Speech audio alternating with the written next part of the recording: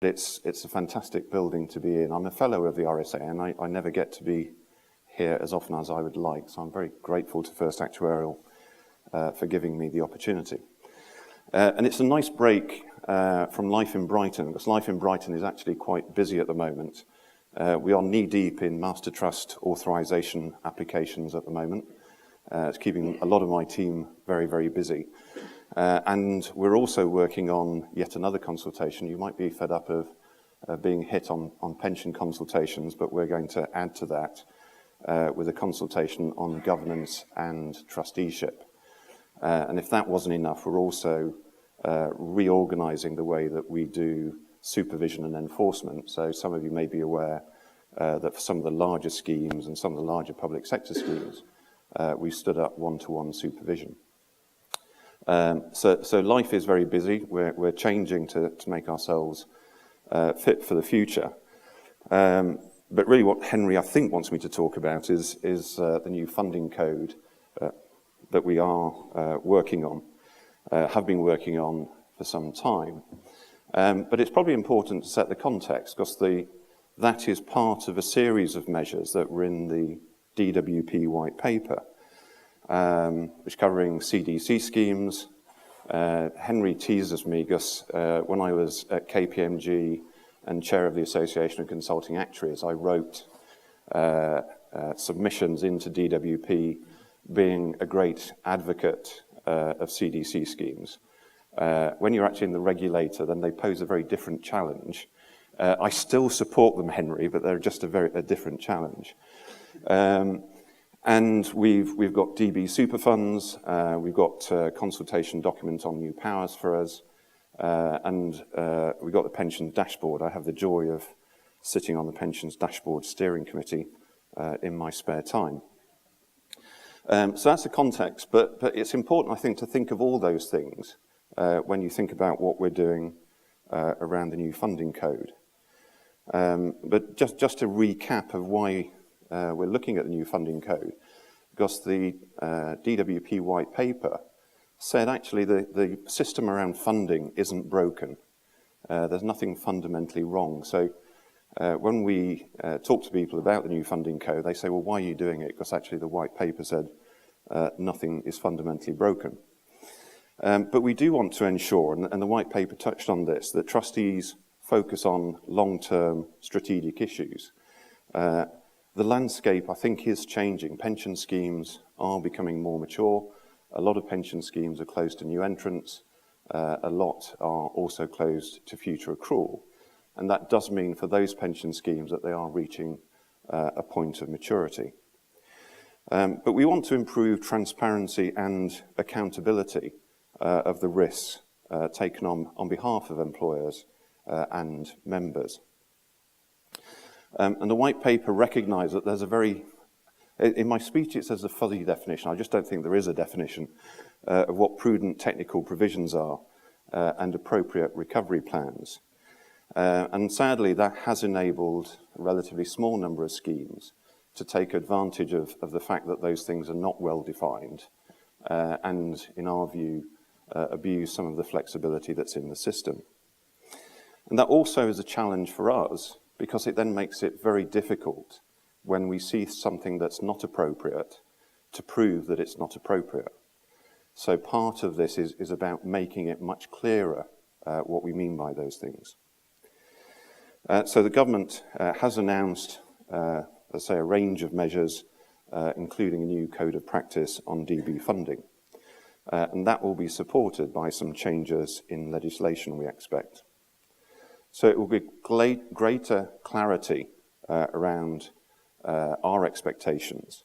And it will also introduce, as with DC, a DB chair statement where schemes will set out to us their long-term strategy, how they're going to embark on a long-term journey.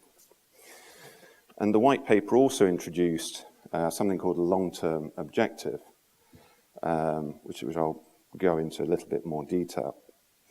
But it's worth saying that the ultimate purpose of the new code is to provide trustees and advisors with greater clarity, greater tools to support them in looking at scheme funding. And it's worth saying it's important that we get this right. So we have been discussing with trade bodies. We have a panel of 9 experts that are helping us on different aspects of the new funding code. So we are trying very much to get the right balance. But the white paper also chimes with our messaging that trustees should take a long-term view when they're looking at funding and investment strategies. As I say, many schemes are getting to a level of maturity where they become cash flow negative. And if you have got a significant deficit, I don't know whether that's a comment on me.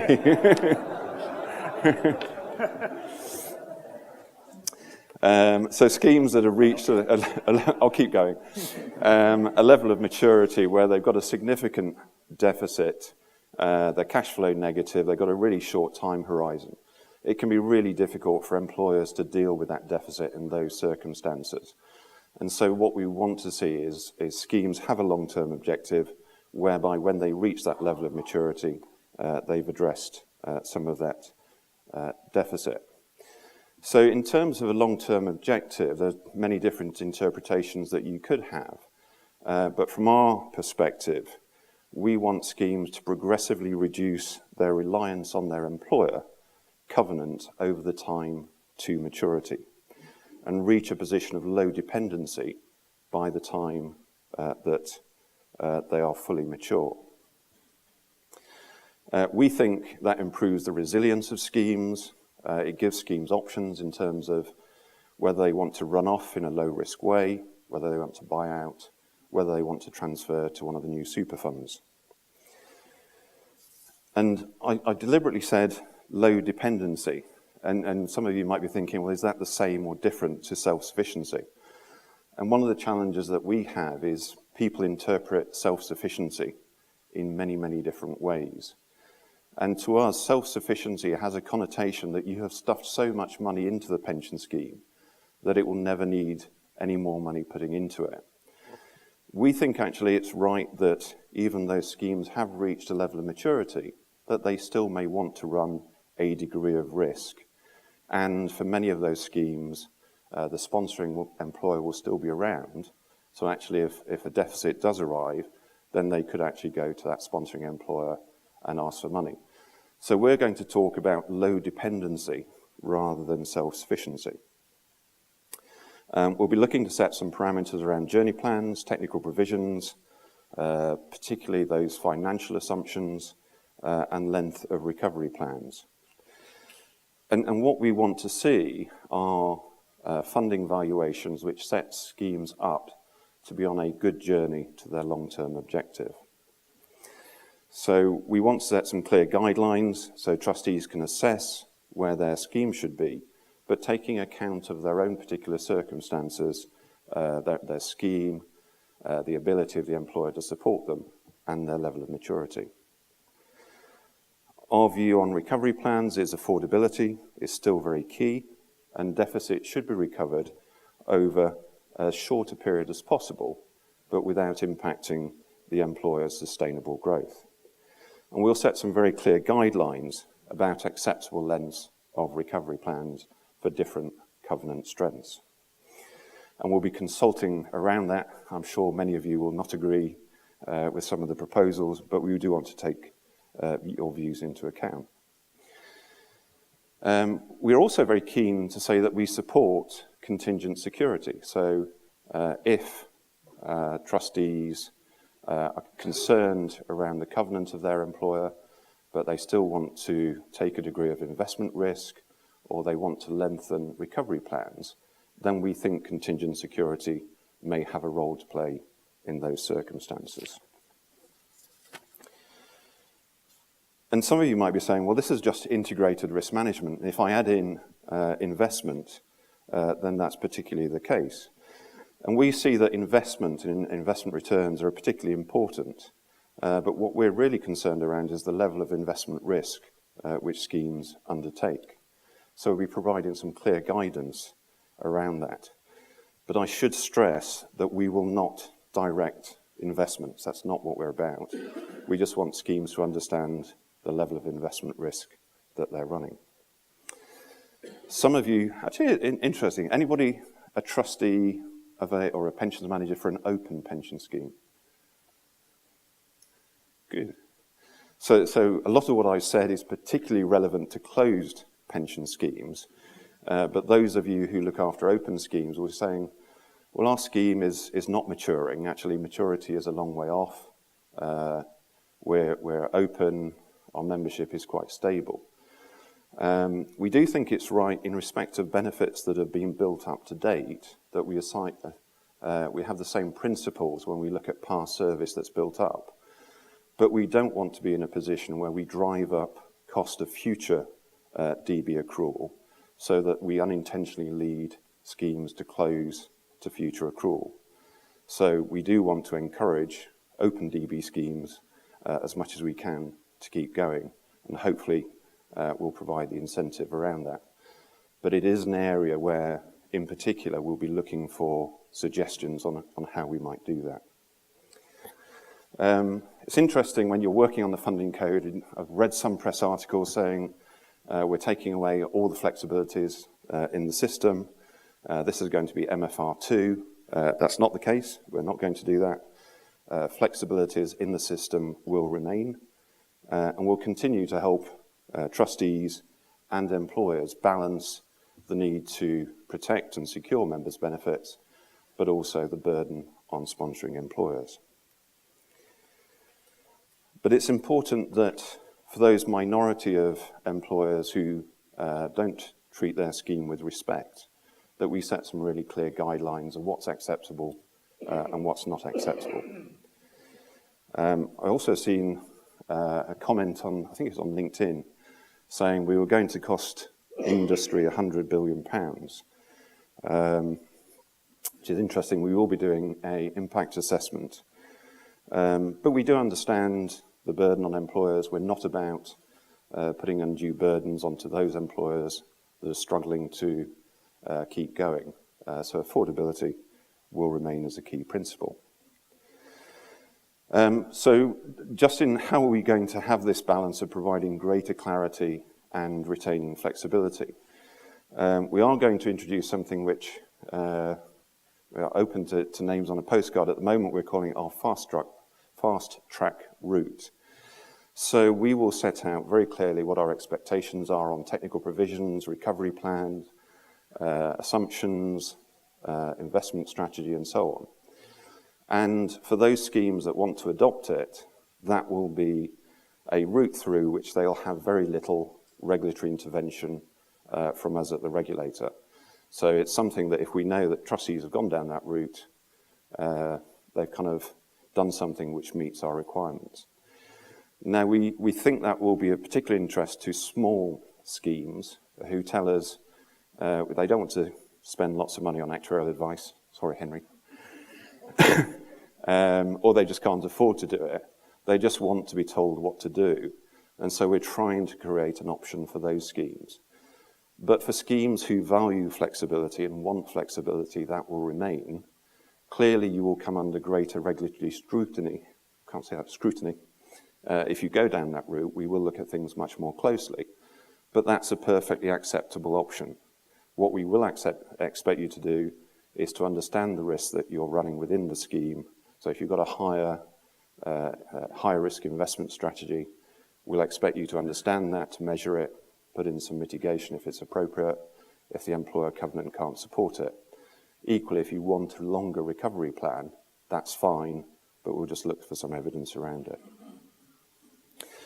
Now, it's clear that these are really complex, thorny issues, and as I said, it's important that we get the balance absolutely right. So we will be consulting. Since I left KPMG and I've become a public servant, I've lost the ability to talk about months, and I can only talk about seasons now. But we will be consulting on the principles behind the code in the summer. And as those of you who deal with parliamentary matters know, summer is a very long period of time. And then the fine detail of the code we'll be consulting on early part of next year. So there'll be plenty of opportunity for you to share your views on our thinking. That's all I'm going to say on the funding code, but let me just say a few words on the annual funding statement, because you probably now realise that that was a sort of indication of direction of travel that we're going in. And the AFS is a very clear exposition of our clearer, quicker, tougher approach. Sets out our expectations, but it recognises individual scheme circumstances may mean that alternatives to the suggestions we've put out might be appropriate. And alternatives are appropriate where they're justifiable and evidenced. We've been much clearer this year about how schemes should approach their actuarial valuations. We've been in contact with many more trustees than we have in previous years. Within the annual funding statement, we did introduce, we kind of, in the previous annual funding statement, we referenced it. We re-referenced the importance of a long-term funding target, because we do see that schemes that have got a long-term funding target tend to understand the risks that they're running and run their scheme in a better way. So we are quite keen on long-term funding targets. Somebody did buttonhole me and say, I want to talk to you about long-term funding targets, so shortly you will get your chance. But for us, it's actually a very good practice to set a target and understand how you're going to get there. Our expectation is that when schemes carry out their actuarial valuations, that takes them on a journey towards reaching their long-term funding target. The annual funding statement did reference maturity, and I say we do see schemes now that have been closed to new entrants to future accrual reaching a level of maturity. Some cases that's heavily impacted by level of DB to DC transfers, but they are now reaching a level of maturity where we think there's a greater urgency in addressing some of the deficits that are in there. Trustees and employers said that they wanted clearer understanding of our expectations. We think we have done that in the annual funding statement. I'd be interested in your views. And we've set out a 4-point framework. So set an asset allocation consistent with your long-term target, be clear about your journey plan, quantify the impact of adverse investment performance, and test and evidence the ability of the covenant to support that without extending the recovery plan. Equally in the statement, we referenced last year's statement. We talked about the high level of dividends being paid relative to deficit contributions. We're continuing to focus on that. This year, we're also focusing on long recovery plans.